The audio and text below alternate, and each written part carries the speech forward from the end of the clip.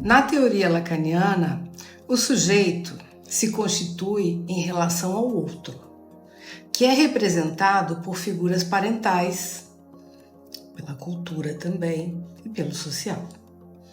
A frase "não cresça, meu filho" pode refletir o desejo do outro, neste caso, o desejo dos pais, de manter o filho em uma posição de dependência e sob o controle dos pais. Isso pode gerar um fluxo fixo, uma fixação na estrutura psíquica do sujeito, onde ele se vê eternamente como uma criança ou dependente. O desejo de permanecer numa fase infantil pode desencadear diversos conflitos psíquicos, uma vez que o sujeito se sente dividido entre a necessidade de se desenvolver e a pressão de permanecer numa posição inferior, numa posição de ser controlado pelo outro. Existe aí um sentimento de prazer que algumas figuras parentais experimentam ao manter o filho numa posição de dependência e sob intenso controle. Essa dependência, gente, ela pode representar uma forma de controle, mas também de satisfação narcísica para os pais. Para pais que desejam preservar a sua influência ou o seu papel, manter o seu papel ativo por mais tempo que o necessário. Para a criança, isso pode se transformar em um fardo, fazendo com que ela sinta aí uma necessidade de sacrificar seu próprio desenvolvimento e autonomia em nome do quê? Do desejo do outro. E aí nós vamos tocar num aspecto importante, que é a castração. Quando um pai ou uma mãe diz "não cresça", isso também toca em questões da castração. A ideia de perda ou de limites que cada sujeito enfrenta ao longo do seu desenvolvimento. E para Lacan, a castração não se refere apenas a uma falta física, mas a uma falta simbólica. O sujeito pode internalizar a ideia de que crescer implica perder algo muito valioso, como a proteção e o afeto dos pais, levando então a um sentimento aí de quê? De angústia, gente, de insegurança no processo de individuação. E isso é muito significativo.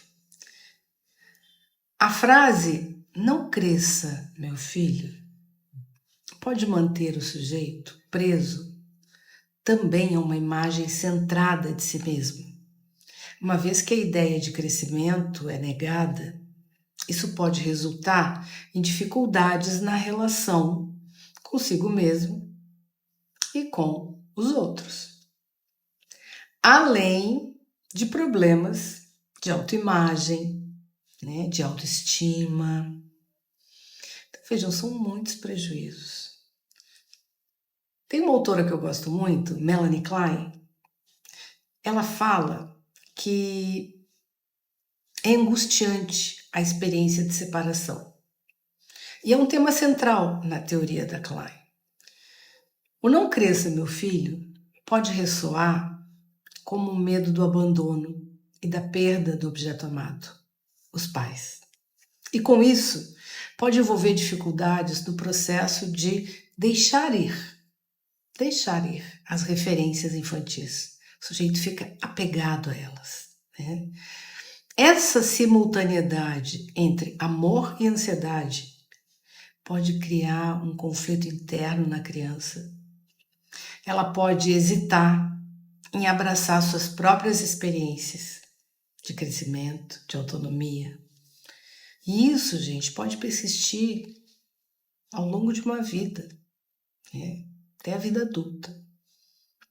Klein, ela argumenta que o desenvolvimento da criança envolve também a capacidade de integrar as experiências, tanto as experiências positivas quanto as negativas. Se um filho, então, ele é constantemente incentivado a não crescer, ele pode criar um senso de identidade fragmentado, dividido, onde suas necessidades de crescimento e desenvolvimento emocional são negadas. E isso pode levar a uma realidade interna distorcida. E que a criança se vê incapaz de lidar com o mundo exterior, provocando aí severas dificuldades na adaptação, no estabelecimento de vínculos saudáveis.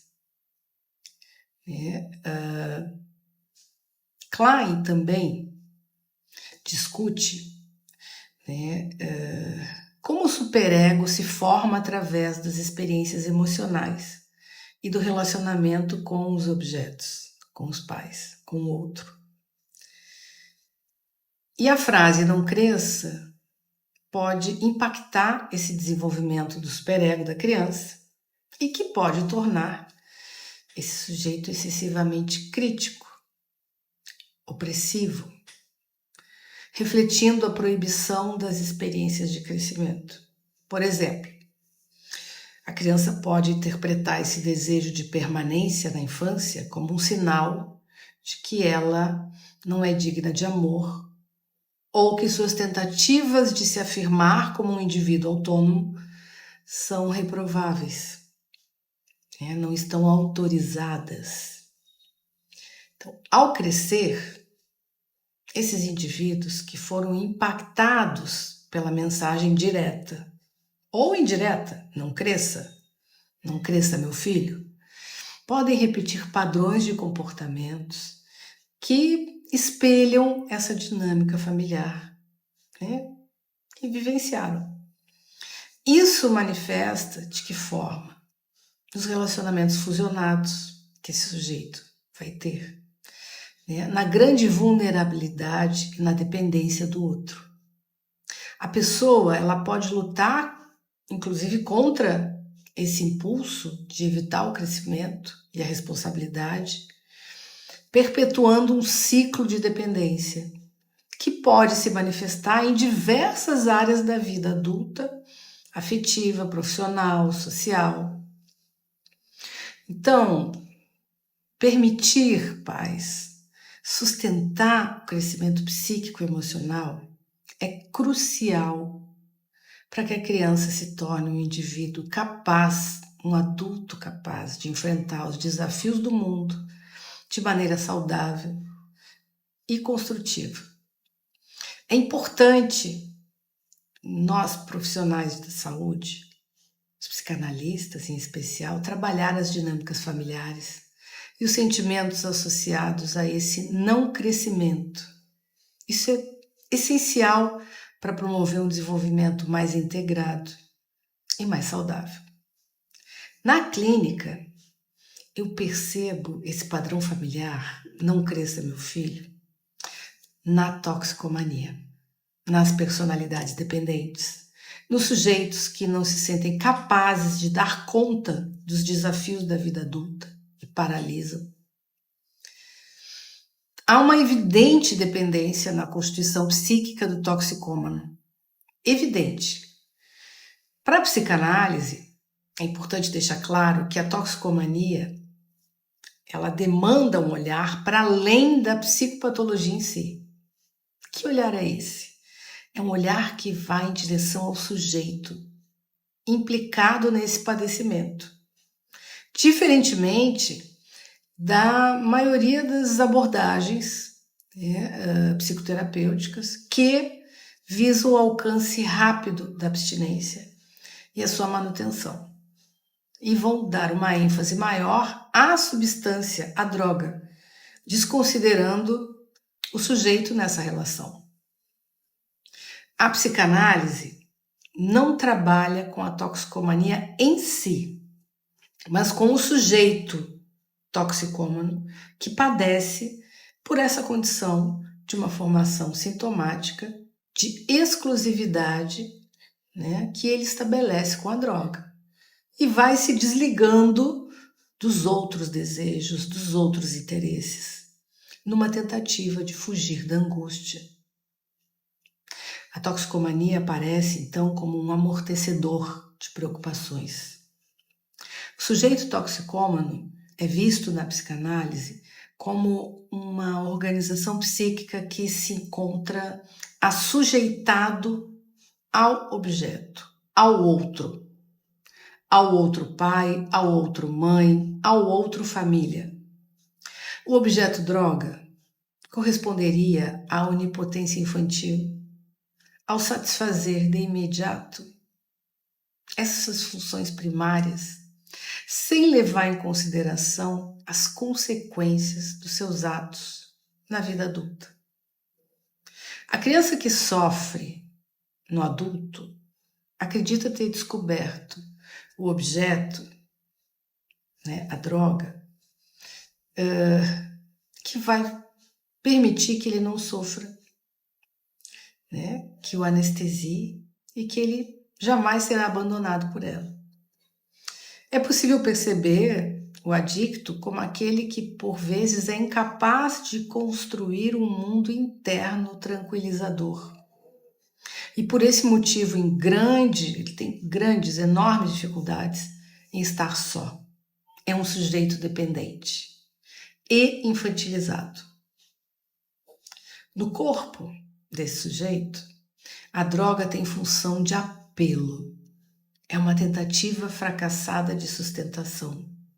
É uma ilusão necessária para o vazio existencial. Uma espécie de extensão do sofrimento psíquico. O psiquismo aqui, ele está sujeito ao princípio do prazer? Não. Está além do princípio do prazer? É uma ação da pulsão de morte, que uma vez desligada da pulsão de vida, passa a ser regida pela compulsão à repetição. E a literatura contemporânea ressalta em diversos momentos a importância da família como fator de proteção e prevenção à toxicomania. Fenômeno este de grande relevância, gente, e impacto na vida da família que vivencia essa realidade. Em diversos momentos, a toxicomania vem à tona como um grande sintoma da dinâmica familiar. Se faz necessário, então, nesses casos, que não apenas o toxicômano seja o paciente, mas todo o meio familiar. Mas se encontra nessa abordagem um grande impasse. A família busca ajuda para o toxicômano. E esse faz o papel de grande depositário dos problemas e dificilmente consegue vislumbrar a modificação, inclusive, das relações, né? O sujeito sintomático, paciente identificado pela família. Nesses casos, o toxicômano parece que fica refém da sua família, que resiste a mudanças. E ele fica como um portador do sintoma da disfunção familiar. Ele faz um movimento em que ele fica a serviço da manutenção da homeostase familiar, reforçando o padrão controlador dos pais e encobrindo conflitos aí bem arraigados na estrutura familiar. É também importante, gente, pontuar que a melhora do toxicômano pode revelar conflitos que a família não consegue lidar, o que acaba por promover um desequilíbrio, né, nessa dinâmica da família, né, a quebra dessa homeostase. E ao acompanhar famílias na toxicomania, eu percebo que o toxicômano não tem um lugar na família e que, por vezes, a família vai até melhor sem eles. Mas o que chama a atenção é que, embora o sujeito não encontre um lugar na família, há uma identificação desse sujeito com o lugar do filho difícil, o filho problema, o filho mais fraco, o filho dependente. São atributos dados pelo grupo familiar. Onde esse filho problemático, que atendeu os apelos de não cresça meu filho, tem por função de unir os pais na trama do inconsciente familiar. Você gostou desse vídeo? Se inscreve no nosso canal, curte, compartilha com pessoas que possam estar presas nessa dinâmica sufocante.